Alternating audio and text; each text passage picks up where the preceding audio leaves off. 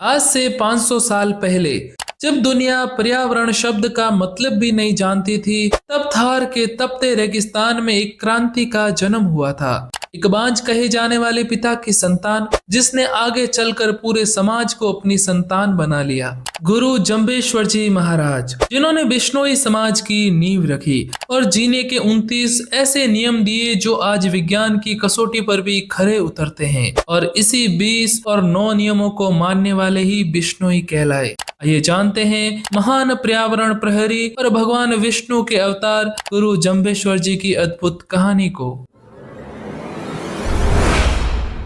कहानी शुरू होती है संवत 1501 के आसपास। राजस्थान के पीपासर गांव में भयंकर अकाल पड़ा था। इंसानों और पशुओं का जीना मुश्किल हो गया था। तब पीपासर के ठाकुर लोहार जी पवार अपने मवेशियों को बचाने के लिए अपने ससुराल द्रोणापुर चले गए। वहाँ अच्छी बारिश हुई थी, इसलिए सब खुशहाल थे। एक दिन द्रोणापुर में भारी तूफान आया। लोहार जी की गायें बिछुड़ गई। अगली सुबह जब वो गायों को ढूंढने निकले तो रास्ते में उनकी मुलाकात जोधा जाट से हुई, जो खेत जोतने जा रहा था। लोहार जी को सामने देखते ही जोधा जाट रुक गया और वापस मुड़ने लगा। जब लोहार जी ने कारण पूछा तो जोधा ने जो कहा, उसने लोहार जी की आत्मा को झकझोर कर दिया। उसने कहा, ठाकुर जी, एक तो आप बिना पगड़ी के हैं, दूसरा इस गांव के जमाई हैं, और सबसे बड़ी बात आप निसंतान यानी बांझ हैं। किसी काम पर जाते वक्त बांझ का चेहरा देखना अपशकुन माना जाता है। बांझ शब्द लोहार जी के दिल में तीर की तरह चुभा। उन्होंने उसी क्षण प्रण लिया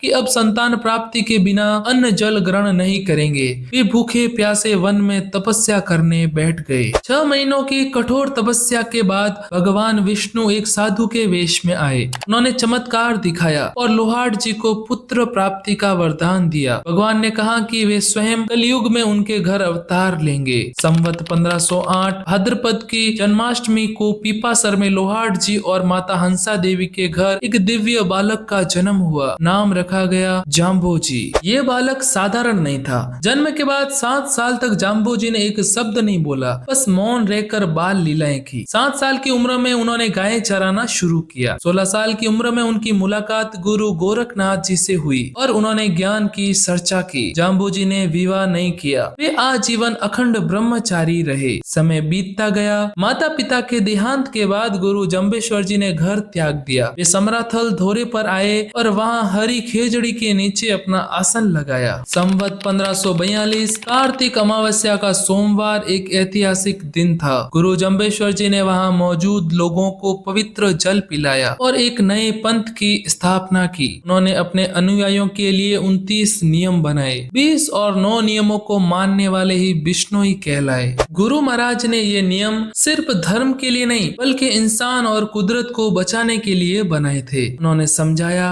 हरा वृक्ष कभी नहीं काटना। इसी नियम के लिए बाद में खेजड़ली में 363 बिश्नोइयों ने बलिदान दिया। किसी भी जीव की हत्या नहीं करना और शाकाहारी रहना। नशा पूरी तरह वर्जित किया। पानी छान कर पीना, रोज सुबह स्नान करना और वाणी में सत्य और शील रखना। सुबह शाम विष्णु भगवान का भजन और हवन करना। गुरु जंबेश्वर जी ने 51 वर्षों तक देश देशांतर में भ्रमण कर लोगों को जगाया। उन्होंने 120 शब्द कहे जो आज शब्द वाणी के रूप में पूजे जाते हैं। अंत में अपना कार्य पूर्ण कर विक्रम संवत 1593 में लालासर गांव में गुरु जंबेश्वर जी ने अपनी देह त्यागी और समाधि ले ली। उनका संदेश आज भी गूंजता है, सिर साटे रुक रहे तो भी सस्तो जान। यानी अगर सिर कटने से भी पेड़ बचता है तो इसे सस्ता सौदा समझो। यह कहानी सिर्फ एक गुरु की नहीं, बल्कि प्रकृति को भगवान मानने वाले एक महान संस्कृति की है। दोस्तों, अगर आपको भी भगवान विष्णु के अवतार जंबेश्वर जी महाराज की कथा पसंद आई हो तो कमेंट में जय जंबेश्वर महाराज जरूर लिखें, और ऐसे ही महान संत और महान वीरों की कहानियां जानने के लिए हमारे चैनल को सब्सक्राइब जरूर करें। मिलते हैं अगली वीडियो में। धन्यवाद।